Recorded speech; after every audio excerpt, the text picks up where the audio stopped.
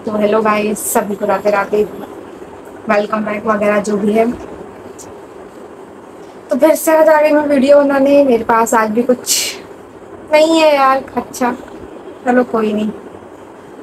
तो ऐसा कि मैंने आप लोगों को तो बता ही दिया ना कि मैं तो अपनी कन्वर्सेशन क्लियर कर रही हूँ। देखो मैं लगातार बोल भी नहीं पाती, बहुत ज़्यादा देर तक मुझे वीडियो क्रॉप करनी पड़ती है बार बार। चलो ऐसे ही सीख जाऊँगी। और कौन सा मत देखिए, आपको नहीं देखना तो ठीक है। वैसे तो कोई मुझसे कह भी नहीं रहा कि तू ऐसी बनाती है ऐसे नहीं बनाती, तो मैं यहाँ सोचती हूँ। वैसे देखने से याद आया, मेरी वीडियो थी जो फर्स्ट, उस पे 5/9/59। माई गॉड। अब आप तो सोच रहा हो कितने कम है, पर जरा इमेजिन करो 59 लोगों ने मेरी वीडियो को देखा है। पूरी क्लास हो गई, पूरी क्लास मेरी एक बात सुन रही है। अनबिलीवेबल। मतलब मेरा छोटा भाई है, 7th में है वो। हम दोनों ने साथ में यूट्यूब चैनल स्टार्ट किया था। वैसे तो ये दिसंबर का बन रहा है चैनल, लेकिन वैसे ही वीडियो डालना हमने 2 महीने पहले लगभग शुरू करी थी साथ में। तो देखते हैं किसके सब्सक्राइबर जल्दी बढ़ेंगे, ये वो इस तरीके से। आज उसके पता है कितने सब्सक्राइबर है? 66 है। मैं तो यही सोचती रह गई कैसे डालूं, क्या डालूं, क्या करूं, क्या बोलूं, कोई देखेगा। पता है दिक्कत ना ये नहीं होती कि व्यूज नहीं आ रहे वीडियो पे या सब्सक्राइबर नहीं बढ़ रहे। दिक्कत ये होती कि आपकी जान पहचान के लोग देख रहे हैं। वैसे वो तो एनिमे का शौकीन है, नारुतो और Attack on Titan, Jujutsu Kaisen, Demon Slayer. उसने ऐसी ऐसी एनिमे देखी हैं तो उन्हीं की वीडियोस क्रॉप कर लेता है। थोड़ी बहुत एडिटिंग मुझ पे मतलब आती थी, तो मतलब मुझे पोस्ट करना भी आता था कैसे कैसे डालते हैं, तो मैंने उसको बता रखा है। तो उस तरीके से देख के डाल देता है वो। और 2 महीने हुए होंगे हम दोनों को स्टार्ट करें, तो उसके 66 है। बताओ। अब कहने वाली बात है, मुझे अपने छोटे भाई से सीखने को मिल रहा है। अरे अब चलो उसका मैं कह रही हूँ, उसका क्या मतलब, उसका क्या मतलब, तो मुझे मतलब पता होगा, मैं तभी वीडियो डालूंगी। उसको तो बच्चा है, उसको क्या पता कि ऐसे कुछ भी एडिट बना के वीडियो डाल दी। वैसे क्या मतलब था, कुछ मतलब नहीं, तो वो डाल रहा है ना। कुछ नहीं से तो कुछ सही, कुछ बैठे बैठे कुछ नहीं कर रहा, उससे तो अच्छा कुछ कर तो रहा है। तो वो डालता है। जब उसके 66 हो गए, मैं सोचती रह गई, बैठी रह गई, क्या डालूं, क्या करूं, कोई देखेगा क्या बोलेगा। चलो कोई नहीं। चलो मतलब थोड़ी देर बाद अकल आई, आ तो गई, इट्स ओके, कोई नहीं। आज वो है ना मंगलवार, तो मुझे आज सर धोना था, मतलब सर धोना था, लेकिन आज मंगलवार पड़ गया। अच्छा सर से याद आया, ये मंगलवार थर्सडे को सर नहीं धोना चाहिए। क्यों धोना चाहिए थर्सडे को सर? तो मन नहीं कर रहा है मेरा वीडियो बनाने का। हिंदू धर्म से होंगे तो आपको पता होगा कि थर्सडे को सर नहीं धोते। तो देखो चलो एक लॉजिक सी बात है, एक कहते हैं कि मान लो कोई कह तो चुपचाप, पर एक मेरा अंदर की कुछ है, वो ये कहती है कि क्यों मान, क्यों मान, पता होना चाहिए ना तुझे क्यों नहीं धोते।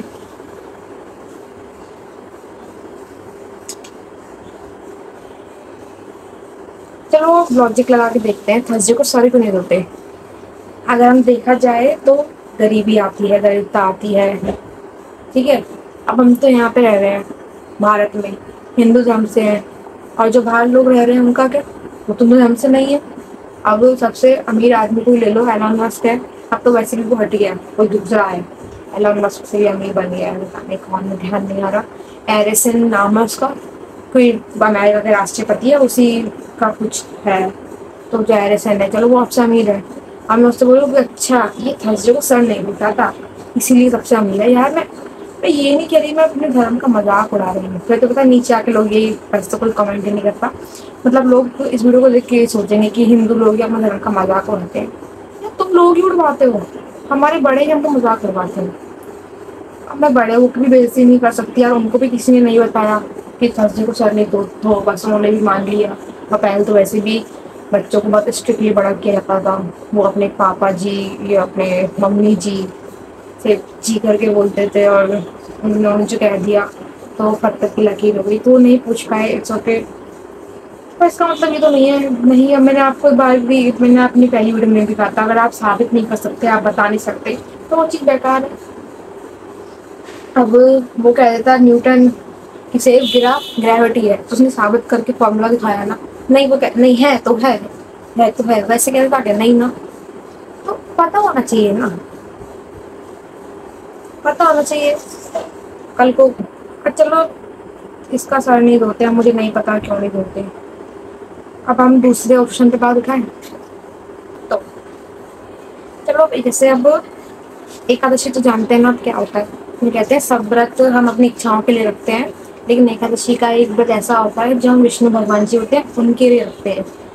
उनके लिए मतलब हम अपना कुछ मांग नहीं सकते, ऐसा ही। हम मुझे तो पता नहीं, व्रत के कानून में ऐसा लिखा हुआ है। इस व्रत से मतलब हमारा कोई मतलब नहीं है कि तुम कहो मैं एकादशी का व्रत रखता हूँ तुमसे ये मिल जाए, वो नहीं। ये व्रत आप लोगों के लिए नहीं होता, ये हम रखते हैं भगवान के लिए। वैसे तो सब भगवान के लिए रखते हैं, लेकिन ये थोड़ा अलग होता है। तो एकादशी के व्रत में क्या होता है, चावल नहीं खाते, है ना। तो मेरा तो दिमाग सनक गया जब मैं थोड़ी बड़ी हुई, 8th 9th में आई, कि चावल नहीं खाते व्रत में। अबे यार व्रत में तो जिसका व्रत होगा वो तो चावल खाएगा ही नहीं ना। फिर चलो मैंने कहा कि चावल बनते ही नहीं है इस दिन घर में। तो फिर मैंने बहुत कहानियां, मतलब कोई ऐसे बड़े बड़े ग्रंथ नहीं पढ़ लिए, 2 3 किताबें थी घर में कहानियों की होती ना, व्रत की कहानियों की, तो वो मैंने वो पढ़ी। उसमें भी बस इतना ही लिखा है कि चावल नहीं खाते। क्यों नहीं खाते पता नहीं। ठीक है चलो छोड़ो, कोई नहीं पता। तो फिर मैंने एक बार गूगल पे सर्च करा, गूगल पे कुछ ना कुछ तो आ ही जाता है, किताबों से तो अच्छा ही मिल जाता है, मुझे ऐसा लगता है। क्योंकि अब किताब पढ़ने में मेहनत लगती है, मेहनत होती नहीं है। तो उसमें बोला कि चावल खाने से मन चंचल होता है, तो इस दिन नहीं खाते। मतलब चंचल मतलब आप समझ रहे ना कि आपका मन इधर उधर डिस्ट्रैक्ट होता है। भक्ति, क्योंकि मैंने बताया भगवान पे व्रत रखते हैं, तो भक्ति की तरफ होना चाहिए, तो इधर उधर डिस्ट्रैक्ट ना हो, इसलिए चावल नहीं खाते। पर जिसका व्रत होगा वो चावल खाएगा ही क्यों। और जो व्रत नहीं रख रहा उसका मन चंचल हो, आ चंचल हो, अति चंचल हो, क्या नॉनसेंस, क्या मतलब है। एकादशी के दिन भी सारा दिन धोते। यार मैं ये नहीं कह रही, मुझे मुझे पूरा विश्वास है हमारे धर्म में इन सब का रीजन होगा, इन सब के बारे में होगा, पर हम उनको लोगों को पता नहीं है। अब तुम कहोगे यहाँ पे आके बकवास, जाके जाके किताबें पढ़ ले, ये पढ़ ले, तब तो तुझको पता चलेगी ना। तो फिर कहना आसान होता है। एक बार ऐसी, मतलब ऐसी चीजें मैं ज़्यादा सोचती हूँ कि ये होता है, ये क्यों नहीं होता। तो एक बार मैंने एक बार किताब पढ़ी, ऐसी किताब वो कहते हैं ना हमारे 4 वेद हैं, उन्हीं में ही वेदों में पूरा ज्ञान मिल जाएगा तुमको। तो मैंने एक सबसे बड़ा वेद है ऋग्वेद। तो मैंने ऐसे गूगल पे बहुत देखा, बहुत पुराने जमाने की किताबें आती है ना सेल में, तो वो था ही 5-5 6 6 हज़ार का, जिसमें उसका हिंदी अर्थ लिखा हुआ हो। चलो कोई नहीं, फिर ऐसे पीडीएफ खुलता नहीं है, पर फिर भी एक पेज मुझे, पहला पेज मिल गया, तो मैंने उसको अपनी कॉपी में लिख लिया सही से। उसकी फोटो खींच के मैंने उसकी हिंदी ट्रांसलेट करी। अग्नि को चढ़ाता हूँ, यज्ञ में दिखाता हूँ। आप उसको नहीं समझ सकते। मैंने उसकी हिंदी करी, मेरा तो एक पेज भी नहीं है वो। पता नहीं उसमें क्या होते हैं, सुक्तियाँ होती हैं कुछ, श्लोक नहीं क्या करते, सुक्ति लिखा हुआ था उसमें, जितने मंगल होते हैं इतने सुक्ति, पता नहीं अब अलग से कुछ होगा, मुझे इतनी नॉलेज तो नहीं है। नहीं समझ सकते, तुम हिंदी भी कर लोगे तुम नहीं समझ पाओगे। तुम्हें इसको समझाने के लिए कोई बड़ा चाहिए जो ये सब पढ़ा लिखा हो। बहुत मुश्किल है ये। पता है मैं अगर किसी बड़े से ये सब चीजें पूछती हूँ कि क्यों टूटे सर, अच्छा ये आई है, नहीं ये क्या कहते हैं, अब आजकल के लोग ये नई जनरेशन आई है, जेंजी बोलते करते हैं। हाँ तो ये उठाएंगे हमारे धर्म पे सवाल। यार मैं भी तो, मैं खुद भगवान को मानती हूँ, पर इसमें तो भगवान की बात ही नहीं, छोड़ो। मैं खुद हिंदू हूँ, मैं खुद अपने धर्म का रिस्पेक्ट करती हूँ, पर मैं अपने धर्म का मतलब नहीं जानती कि ये चीजें करते हैं, ये चीजें क्यों नहीं करते, क्या मतलब था। तुम साबित ही नहीं कर सकते, भाई वाली बात आ गई ना। ये प्रत्यक्ष को प्रमाण की जरूरत होती है, प्रत्यक्ष होना हो। अब तुम अपना बर्थ सर्टिफिकेट तो देते हो ना, तुम सामने जिंदा खड़े हो तब भी, चाहे एज वेरीफाई करने के लिए देते हो, पर अपना बर्थ सर्टिफिकेट तो देते हो, है ना। तो अगर तुम ये बोलोगे नहीं मैं जिंदा हूँ मैं क्यों दूँ, नहीं तुम्हें सर नहीं तो नहीं दूंगा, तुम चावल नहीं खाने तो नहीं खाने। ऊपर से मेरे पे तो व्रत रखा भी नहीं जाते, मुझे तो भूख इतनी लगती है। व्रत से ज्यादा अच्छा करवा चौथ का व्रत होता है। तो एक बार मैंने भी कहानी पढ़ी थी, नीम में करवा चौथ की कहानी का मतलब उसमें ये बताया जाएगा ना व्रत क्यों रखते हैं, तो देखिए अब मुझे डिटेल में तो नहीं पता और ना मैंने कोई बहुत मानव ग्रंथ या कहानियाँ पढ़ी, जो मुझे पता है मैं ऊपर बस बता रही हूँ। एक लड़की व्रत रखती है, मतलब विवाहित लड़की, तो उसके भाई देखते हैं अरे मेरी बहन तो भूखी बैठी है, तो पेड़ के पीछे नकली चांद का मतलब किस तरह से बना देते हैं, तो उसकी बहन समझती है था चांद आ गया और व्रत खोल लेती है। फिर लेकिन उसका अब गलती सही सही पर गलती तो हो गई, तो उसका व्रत तो टूट ही गया एक तरीके से, तो उसका पति मर जाता है कैसे भी। फिर वो बहुत रोती है, तो करवा चौथ में कोई मैया होती है करवा मैया, वो प्रकट होती हैं, तो उनसे कहती है हे मैया मैं तो तेरा हर पूजा ढंग से करती हूँ, हर चीज़ ढंग से करती हूँ, तब भी तूने मेरे साथ ऐसा किया। तो फिर वो तो करवा मैया मतलब जो भी है कैसे भी करके उसके पति को जिंदा कर देती है। तो वो कहती है कि मैं अब कोई अगली करवा मैया तक बहुत अच्छे से व्रत रखूंगी, तो हर महीने चौथ आती है, तो हर महीने व्रत रखती है, पूजा पाठ करती है। अब तुम लॉजिक निकालो, सोचो व्रत में ये होना चाहिए कि व्रत क्यों रखते हैं, पर इसमें तो ये बताया गया है ना कि अगर तुमसे व्रत रखने में कोई गलती हो गई, गलती से भी गलती हो गई, तो तुम्हारा पति मर जाएगा। इसमें ये तो बताया ही नहीं व्रत क्यों रखते हैं। अब यार एक सीधी बात होती है, एक लॉजिक होता है, पति की उम्र लंबी होती है, सीरियसली यार मैं अपने धर्म का मजाक नहीं उड़ा रही, मैं फिर कह रही हूँ मुझे नहीं पता ये सब चीजें, मैं अपने धर्म का विश्वास करती हूँ पर मैं क्या करूँ, मुझे नहीं पता ये सब। कल को चलो मेरी शादी हो गई होती है ना, तो मैं बाहर जाती हूँ घूमने, कोई विदेशी आया हुआ होता है, ऐसी हमारी बात हो जाती है, तो वो मेरा फ्रेंड बन जाता है, तो वो कहते चलो खाने चल रहे हैं, नहीं मैं नहीं खाऊंगी, अरे तुम क्यों नहीं खाओगी आज, अरे मेरा व्रत है। वो पूछेगा किस चीज़ का, करवा चौथ। वो क्या होता है, इससे मेरा पति अगर 50 साल जिएगा तो उसके 2-3 साल बढ़ जाएंगे, और बीच में कोई भी दुर्घटना होगी तो उसकी रक्षा होगी। वो हंसेगा, दांत फाड़ फाड़ के हंसेगा कि वाओ ये कैसा व्रत है। मतलब यार मैं नहीं बोलना चाह रही पर मैं क्या करूँ, मुझे नहीं पता ना। देखो पति की उम्र लंबी होती है वो, और पता है मैंने एक बार वो देखा था सिंदूर, सिंदूर लगाती है ना शादीशुदा लड़कियां, तो सिंदूर को लगाते हैं, क्यों लगाते हैं, पति की उम्र लंबी होती है, कहते जितना लंबा लगाएंगे उतनी ही उम्र लंबी होगी पति की, पता है। अब पता नहीं वीडियो फेक भी हो सकती है, मैंने एक वीडियो में देखा सिंदूर में मर्करिक एसिड होता है, मतलब मरकरी होती है जो HG, वो मिला हुआ होता है, उसको यहाँ लगाते हैं, पता नहीं वो क्या करता है, सर में जाता है जो भी, तो उससे हार्ट अटैक की वो कम होती है, तो उससे मतलब पत्नी अपनी पति की नहीं अपनी रक्षा कर रही है। तो क्या मैं बचपन सिंदूर लगाऊं, अरे मैं मजाक नहीं लगा रही वीडियो का, छोड़ो। अच्छा ऐसे झाड़ू का हो गया, झाड़ू नहीं लगाते शाम को, भाई गॉड अंधेरे के बाद झाड़ू नहीं लगाते यार, तुम कहते हैं लक्ष्मी जी नहीं आती, यार तुम प्लीज ऐसी बातें क्यों करते हो, मुझे बताइए ना। चप्पल उल्टी नहीं करते, पैर नहीं हिलाते, इसका मतलब तो है। देखो मैं ये नहीं कह रही कि हमारे पूर्वज पागल थे, ये सब चीजें पता गए, उन्होंने मतलब बताया होगा पर हम लोगों को नहीं पता, इसलिए हम लोग इस चीज में विश्वास नहीं कर पाते। और फिर यहाँ फिर आजकल के बड़े लोग क्या कहते हैं कि ये नई जनरेशन आई है, ये हमारे धर्म को मानती नहीं है, वो कैसे माने, आज की जनरेशन पढ़ती है तो वो नहीं मान पाती। पहले की जनरेशन थोड़ा, मैं ये नहीं कह रही उनके पेरेंट्स बेकार थे, वो थोड़ा डर के रहते थे, जो भी हो नहीं पूछते होंगे कि क्यों है, मैं अपने पापा से पूछ लेती हूँ, तो मेरे पापा तो ये कहते हैं कि बेटा देखो उनको पता नहीं है लेकिन इसका मतलब है, ये ऐसी चीज़ें फालतू नहीं है। पर अब ढूंढने भी कहाँ, ढूंढने पे भी ऐसी चीज़ें नहीं मिलती अब, और ये जो फोन नाम की चीज़ है अगर तुम ढूंढने बैठ गए तो 100 चीज़ें आ जाएंगी, 100। आज मैंने एक कहानी पढ़ी, जैसे कि एक डेंटिस्ट होता है, वो ऐसे मन में सोचते हुए कहता है मैं नहीं मानता है भगवान भगवान होते हैं, अगर भगवान होते तो इस दुनिया में कितनी तोड़ फोड़ मार काट या कोई किसी को कर रहा है, छल कपट नहीं होता, तो फिर भगवान आते हैं।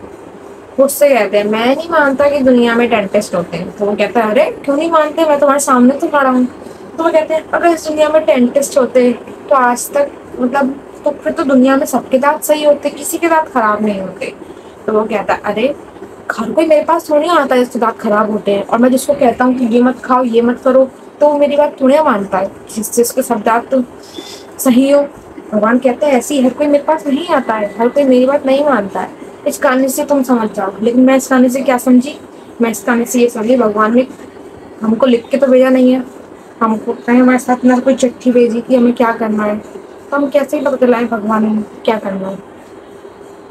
भागवत गीता पढ़ो, उसमें तो ये लिखा है युद्ध करो, नहीं युद्ध करो ये नहीं लिखा, मतलब मुझे नहीं पता, मैंने पढ़ी नहीं है, वो भी समझ नहीं आती मेरे। धृतराष्ट्र बोले शुरुआती ऐसी धर्म क्षेत्र कुरुक्षेत्र संवेदता युयोत्सवा माम का पांडवाश्च किम कुर्वन्ति संजय, मेरे और तुम्हारे पुत्रों ने, मतलब शुरुआती अरे थोड़ा यहाँ शुरू करते कि ये है ये है। हनुमान जी ने पता नहीं क्या शुरुआत कर दिया, उन पर सवाल नहीं उठ खड़ी, जितना मुझे पता है उतना बता दूँ। मुझे याद है उसके थोड़े बहुत श्लोक, पर उनका मतलब पता है, पर मुझे उनका मतलब नहीं पता कि मैं उनको अपने जीवन में उतार लूँ, या मैं क्यों भगवान के पास जा रही हूँ, मुझे मार देंगे ये सब लोग। इस दुनिया में शांति से रहना है तो धर्म के ऊपर सवाल नहीं उठाना, पर क्या करें, धर्म ही मजबूर करता है।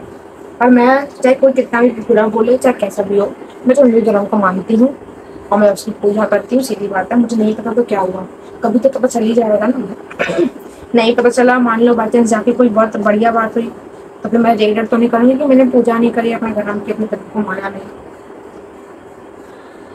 चलो मैं आज मैं आपको एक वो पढ़ाता हूँ, एक पोयम पढ़ी थी मैंने, अब पता नहीं इसके कवि कौन है, आप बहुत ध्यान से सुनिएगा। फिर आपको मतलब तो उसका बहुत आसान है, पर फिर भी मैं अपने हिसाब से इसका मतलब बताऊंगी।